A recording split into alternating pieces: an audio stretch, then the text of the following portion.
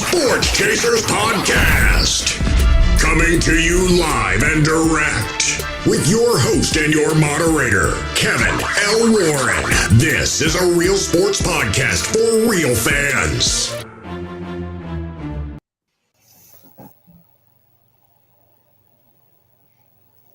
What's up? What's going on, everybody? Happy Monday to everybody. It's the Sports Chasers Podcast coming to you live and direct. Hey, we're here to talk about it's the fourth and short NFL segment. Monday, the day after Sunday, Championship Sunday. We'll talk about it today. We had a good, I don't know. We were just talking about it a few minutes ago about football. Because I'm saying the fix is in. Go to left and right on my screen. It's trending. The DA, his Niners lost yesterday. We'll get into that here in a second. DA, what's up, brother? How are you, sir? Hey, I'm good. I knew they were going to lose. I told y'all that. Yeah, he did. Yeah, he did tell us. Go back to the last episode, y'all. He did tell us that, for real. He did. Remember to like, click, and subscribe. I'll be saying that through the whole show. D-Dub, what's up? What's good? Yeah, it's trending. The fix is in. It's trending. But disappointed in both games. But we'll talk about it. Yeah, we'll definitely talk about Dan, our hockey dude. Dan, what's up, brother? How are you? Good morning, gentlemen. How's everybody doing? Okay. Good. We're good, man. So listen, we'll start with the first game. The San Francisco 49ers against the Philadelphia Eagles. Eagles winning 31-7. This game pretty much after the first quarter when Purdy got knocked out. And then I didn't even know, to be honest, DA who your backup quarterback was. And when he came in, I was like, who? And I didn't know that he played for so long, to be honest. And so many teams. And Yeah, so Josh. many. Yeah, Josh Johnson. Yeah, Josh Johnson. Yeah. So the Eagles won. The game wasn't even close. I mean, after the McCaffrey touchdown, and the Eagles capitalized on all of the Niners' mistakes. And I'll just hand it to DA. Your thoughts on your Niners? Better team, got work to do for next year. That's basically it, man. They were a better team. It wasn't just Purdy. The offensive line was better than our defensive line, and they got the best on both sides, and it makes it real easy, like extremely easy. So I saw that coming. I'm not a soothsayer, but better is still better, no matter where you do it at. Better is still better, and they were. Let me ask you something about your offensive line play. It hasn't been like that last year. I mean, all year. What happened in this game or just the Eagles just? They got the best defensive line in football and the best offensive line in football. I was gonna, and I set that up. I'm gonna call the Philadelphia Eagles defensive line. I'm gonna call them. Dan probably can attest to this. The Broad Street Bullies, man. They were just coming through and just hitting the Niners. Like I said, knocked out Purdy and also he's young. Johnson. Dude's young. Yeah, he still didn't get off the ball quickly as he needed to. He didn't throw it away as quickly as he needed to for the few seconds that he was upright. But he'll get better. He'll learn. There was, I think what fast is till you see what fast is. That's 100%. And that's what happened. It was all good though. It was all good. Good. I'll give it to D-Dub. D-Dub, thoughts on the game? Yo, man, Philadelphia has been Philadelphia all year long. I mean, they had a couple of hiccups, but who doesn't have hiccups throughout the year? And the hiccups were very small. What can you do? Brock Purdy, you down to your third string quarterback. I mean, you go into the fourth, and then the fourth string quarterback gets knocked out. I mean, you don't really have much to do. Your whole plan, you got punched in the face, and your whole plan, all your papers is all over the place. It's like, you know what I'm saying? And that's what the Eagles did. They ran up on somebody, took his book bag, threw it up in the air. It was over. It was over from the start, man. So kudos to Philadelphia. Philadelphia moves on to Super Bowl 57, and should be a good game. What's the kid's name? Defensive Rickett. Is it? Oh yeah, Is I'm saying his name right? Rickett was serious yesterday. Man, Like I said, he was part of that Broad that Street Philly bully thing defense. yesterday. Yeah, Yes. that Philly defense is serious. And it's nothing like they're not really flashy offensively. They don't, you know what I'm saying? They just do work. I mean, you knew something was happening when he caught that one-handed pass in the first quarter. Then he's like, yeah, this is, it's gonna be a pretty long Yeah, day. long day. Let me ask DA this quick question. Let me put it back on DA real quick. DA, you think your coach he should have called for a challenge play of that catch, or did it matter? It wouldn't have mattered. Yeah. It wouldn't have mattered. He could have. It wouldn't have mattered though. Right. Even there was no momentum that say it was overturned, incomplete. Then they do a run past, 4th and 6th the next play and get it anyway. So Right. I don't know how much it would have mattered. I don't know. I don't know if I would have second guessed that call. Right. Okay. I don't know how many calls he had in the game he could have second guessed, period. But like I said, I'm all for anarchy, but dude, when another team's better than you, I'm the one dude take my hat off and be like, I got my ass kicked. Mm-hmm. We just keep it moving to next year. That's two teams in a row. They have kicked their ass. Yes, absolutely. Dan, how hockey do? Dan, what's good? Your thoughts? Eagles and 49ers. Man, I thought this, it had the makings of being a good game, but once Purdy got hurt, they were pretty bad. And I mean, in all seriousness, if you look, like I have the stats up or whatever. So, San Francisco, they should have probably signed 4 quarterbacks and put them on the roster just in case, because they've had issues with that all year. But look, Hurts went 15 to 25 for 121. They went 11 for, 18? Yeah. For 97. So, I mean, nobody lit up, the passing game. But the difference was the rushing game. San Francisco couldn't run the ball that much besides McCaffrey. He had like 15 for 84, and one of them was that 23-yard touchdown. Yeah. But hell, you had Gainwell had 14 rushes for 48, Sanders 11 for 42 into 2 touchdowns. Hurts went 11 to 39 with a touchdown. This guy must be the 3rd or 4th string guys. Boston Scott, he had 6 for 21 and a touchdown. Yep. So basically every running back they had, except Gainwell, scored a touchdown. Correct. And collectively, they just ran the ball down the throat. To DA's point, they do have probably, like, was that Lane Johnson and Kelsey?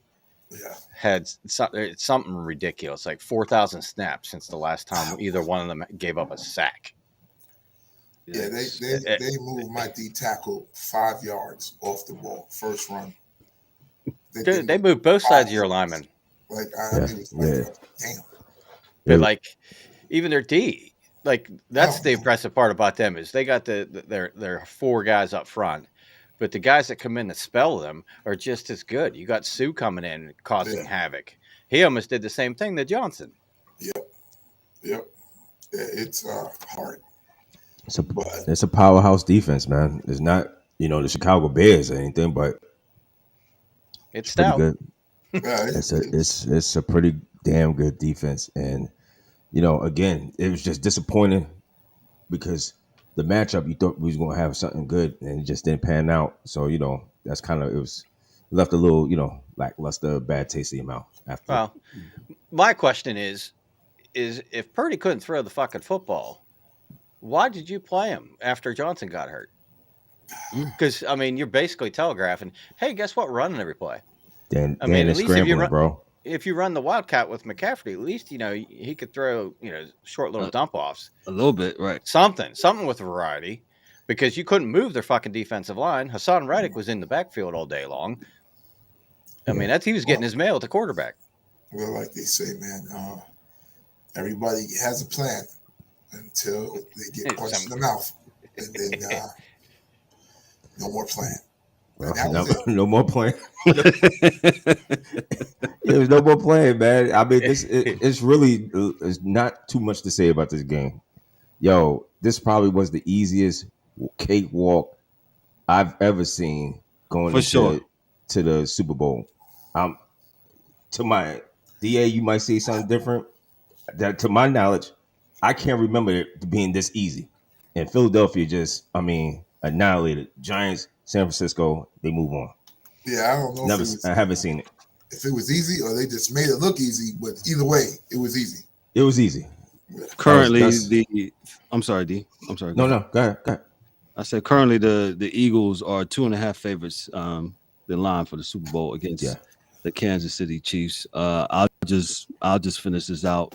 Yeah, we was thinking that this was going to be a very good competitive game, and once they knocked their quarterbacks out at the beginning, it was no bueno. They couldn't throw the ball. They had to run the ball, and it was just the makings of a nightmare of a game.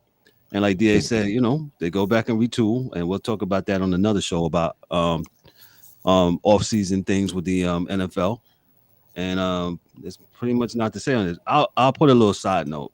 And I actually posted this on social media, my social media stuff. New York City, Empire State Building.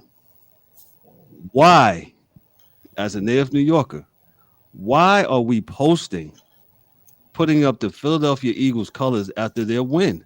Don't not only the Eagles, they did Kansas City as well. So we're doing everybody. I mean, don't Kansas City and Philadelphia have tall buildings? It's been that long for some team in New York. Yeah, bro. Oh, God. They're adopted teams. I saw that. I was like, why? What are we doing, man? It's all inclusive, bro. Stop. I'm going to stop right there. Okay. NFL buildings in Manhattan, man. I mean, yeah, I get it. They're on Park Avenue, D, but geez, we never did that. New York City never done that, man. I don't understand that, man. That's bro. Let me move on to the next game. The next game, boy. The Kansas City Chiefs defeated the Cincinnati Bengals 23-20. Pretty much a last second field goal. This game was back and forth. There was a lot of gaffes and errors by the official crew of this game. You had the play where they did the third down over. I've never seen that in my life. After Cincinnati stopped them, got a major sack, I believe, if I'm not mistaken. Yes. And we're gonna do it over. Yeah. Holy shit. We did that, playing sandlot football back in the day. Hey, do over. Right? Nah. That's a do-over. That's a do-over, yo. And I'm watching. I'm like, how is this going down like this? Yeah, I don't know. Dan, this is the team in your division. I'll start with you, and then I'll circle back to me. Your thoughts on this game? You gotta love it.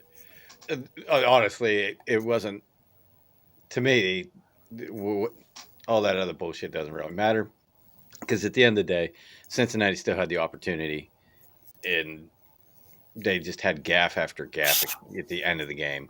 I was going to bring that up, Dan. The Bengals had the ball 2 other times. The first one he got picked off, right? Which I didn't understand that one. Go ahead, Dan. That long, I didn't. Yeah, I didn't. Double coverage. But this was first half.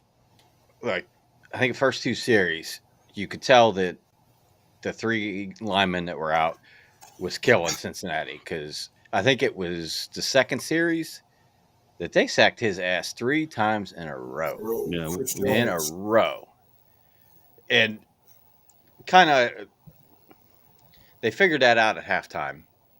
And it was a lot better, and Burow was throwing the ball a lot quicker. But I think he forced a couple of things late in the game that he hadn't. Yes. You could tell that the first half affected him in the second half, because he's waiting to get hit. But they only ran the ball 17 times? Yeah. I mean, you got Mixon and Perrine. They were effective.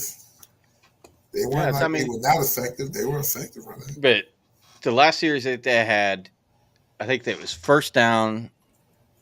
It was somewhere in the 30, 40-yard range. But it was they had just under a minute on the clock. And somehow they managed to fuck that up and give it back to him with 40 seconds on the clock. Then the kicker of we'll get to the last play that helped him, but the punter, why in the world are you kicking to the guy? Kick in the that middle, shit in the out middle. of bounds. Yes, Dan. You I was never, gonna bring that up. especially late in the game, you never kick it to the guy because you never know. You never know. Don't give him the opportunity. Take the ball out of his hands, put it in the fucking stands. Yeah. And then they come back and they make a couple plays. He scrambles. I don't know what that dude's thinking. That guy was halfway to the parking lot when he hit him. I mean, he was well out of bounds. Yeah. Sorry. Yeah, I mean, you can't get pissed off that they right? threw the flag. I mean, because you could clearly see he's damn near at the bench. Joseph Osai. Yeah, Joseph Osai. He kind of he. Go ahead. I'm sorry. I was sick. I was gonna say that, like in the Eli Apple penalty in the middle on that series at the end, the holding call when they stopped them. But it's like they killed their chances of going to the Super Bowl. It wasn't Kansas City stopping them; they stopped themselves. Definitely. Hey, let me shout out. Let me throw this to DA. DA. Kansas City's defense. They suck. They're still really good. You don't think they did a good job yesterday, though? And I give it to you, DA. Go ahead. Yeah, I think they did an above average job. I don't think they did a great job. They didn't do anything that would make anyone say that the Kansas City defense is great. Right. They can say Chris Jones is great. So they made one or two great plays here and there. You can say Cincinnati wet the bed, had a lot of bad passes, stopped running the ball. So it's kind of pushed into their hands to make them look good. But I don't see them. I didn't see anybody, and I said this all year, anybody in the AFC was that dominant, right? So everybody I've seen them, have good and bad. But I didn't think Cincinnati had a dominant defense. Of course, they don't have a dominant offensive line. They got a really good quarterback. They got good running backs, good receivers, but the head coach, he went to that not running the ball thing yesterday. And hey, as long as you're going to give the ball to Mahomes over and over and over again, this is probably what's going to happen to you. So I think they played a good defensive game against them. I don't think they can play that game against Philly. And I just think the National Conference has had better team. I think the AFC has better quarterbacks. And a lot of the skill position dudes they're better at. But as far as an end-to-end team, no. Because I don't think the last three that we've seen this season are really that good at all. And that would be Buffalo, Kansas City, and Cincinnati. I don't think any of those three teams are great. I think they're good teams. Well, we're in an era where they said, we need high power, high flying offenses. Nope, you just need a good defense. D-Dub, I'll get it to you, bro. Yeah, real quick, man. This game was, like Dan said, Cincinnati beat themselves, man. They kind of beat themselves. I mean, that hit, which I was mad about, but I was mad at the moment, but in the moment, it's like, oh my God, it was just a push.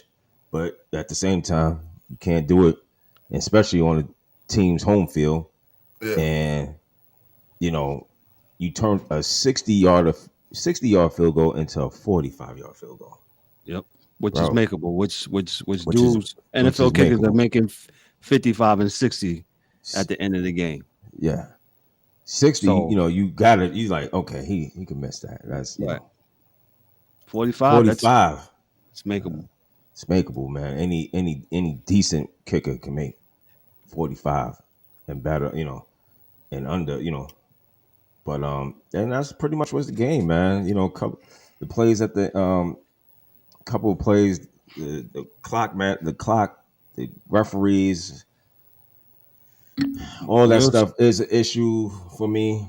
But At the end of the day, it is what it is. Kansas City moves on, and Kansas City's is a good team in the AFC, but I'm gonna save my pick for Thursday, but I don't know. They're gonna have to do a whole lot of stuff in order to upset that Philadelphia juggernaut of a team over there. It's pretty what looks like a juggernaut, for what they did in the Yeah, last couple of the games. the new reincarnation of the Broad Street Bullies. And I'll just end it. Oh, not end it right here, but I'll just say a couple of things. Yes, Kansas City, they played well. Their defense played well. Mahomes was still hobbled a little bit. He's still able to get the ball off and throw some really good passes. As far as Cincinnati, like the rest of you guys said, they had an opportunity at the end.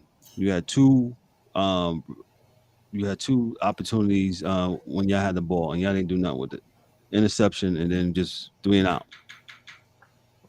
3 and out. So Oh, Kev, getting back, I didn't understand that long pass from Cincinnati at that juncture. I didn't understand to go for it there. You had two defenders back there, Brian Cook and Joshua Williams. One tips it to the other, and you know, but they still had another chance. So yeah, Yeah. to your point, go ahead. Trying to run a hook and ladder. Yeah, Hey, if you give Harrison Buckner a field goal 50 yards or less, Yeah. that dude's making it all day. He's money. Yeah, they got an excellent kicker. 60 might have been a little bit of a, and that's what I'm saying. It might be anything 60 back. It's going to be you'd be like, yeah, go try it. Go but, ahead. but I doubt it. he could make that though. I would still have faith that he's going to make it. Mm-hmm. Might be a little bit more difficult, but that's what I mean. Like, Yeah, I mean, you can have faith. Yeah, I get it. You can have faith he makes it, but generally, these games for any kicker, most kickers is not making 60 yards. So that's why 60 if yards. you beat me with the 60 yarder, You deserve to beat me. you deserve. That's what I'm saying. So that Bucket don't penalty, miss for 50. that penalty, at least gives you. I mean, you gave him an automatic shot, shot to make it. So that's all I'm saying. But We all play, and we're gonna wrap it up here in a second. Yeah. We all play team sports. What do you think about when Joseph Osai, when he made the penalty? I can't forget the dude's name of Cincinnati, and you've heard this, and that's what you get when you get hot mics and things of that nature right after the game. What is it? I can't think of the gentleman's name that plays for the Bengals, but he was visibly upset, and he's like, he pretty much just paraphrasing saying, "Hey, I can't believe he put his hands on the quarterback during that time." Dan, did anybody find his name? We'll find his name here in a little bit. But people were mad, and I said, well, this is what you get when you stick microphones. Y'all want the raw content and raw all this. This is what you're gonna get. Yes, and he said it was his last season, and he was visibly mad that it ended like that. So it was I just think the last game, the officials didn't have a very good game, so to speak. Everybody said the fix is in, but the Bengals had two opportunities to move the ball and to score the winning touchdown. And Jermaine Pratt, Kev. Yeah, Jermaine Pratt had a absolute moment in that tunnel going to the locker room, and he was visibly mad. And you see CBS panning over to the sideline where Asai was at, and he had a couple of teammates trying to console and whatnot. And and we'll get into this Thursday, and because I posted actually a TikTok yesterday about another play in another league and about referees swallowing whistles and things of that nature. So, which one is it? Do we actually call stuff all the time? Dan, the hockey dude. They third period, do they or do they not swallow the whistle and put whistles in the pocket and let them play, right? So, which one do you want? It depends on who's playing, right? And what the line is on the game. How much money. So it's all about money. It's about that paper, boy. People, I obviously it's hit a nerve because it's got a couple of comments. It's like, oh, it's a foul. You know what? But this is a football show we're doing. I have nothing else. I do have one other thing. A condolences to Billy Packer's family. Billy Packer, if y'all don't know, famous. He passed. He passed away this past weekend. Great Billy Packer, yes. The great Billy Packer for NCAA for college basketball. His son Mark is actually in the Charlotte area. I think Mark still does radio. My condolences to the Packer family. No doubt. Great thing. So grew up on that man's voice, the voice. Yep. NCAA. Hey, but fellas, I got to go. Love you all. Yes. Got to bounce. All Yeah, right. Hey, y'all have a good one, man. Good. Well, since DA has ended himself, I got nothing else. On behalf of myself, I'm Kevin L. Warren, your host and moderator for DA, who has subsequently ended the show. He dropped the mic. He has to go to work, of course. Hey, I'm Kevin L. Warren, your host and moderator for Daryl D. Warren, for Dan Al Hockey Dude, for DA. As he bounced, Mike Mills, the angry one, James Eric. Yo, this is the Sports Chasers podcast. Y'all be blessed. Y'all have a good one. We'll see y'all Thursday night. Be good. Later.